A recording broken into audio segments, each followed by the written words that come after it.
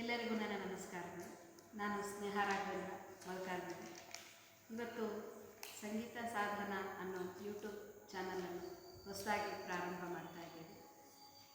ಇವತ್ತು ಇಲ್ಲಿ ನನ್ನಲ್ಲಿ ಕಲಿಯಲು ಬರ್ತಕ್ಕಂಥ ಮಕ್ಕಳು ವಿದ್ಯೆಯ ಪ್ರದರ್ಶನವನ್ನು ಮಾಡ್ತಾ ಇದ್ದಾರೆ.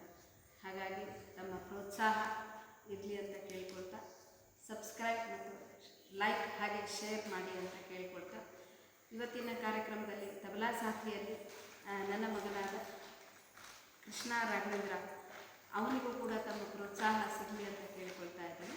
ಧನ್ಯವಾದ.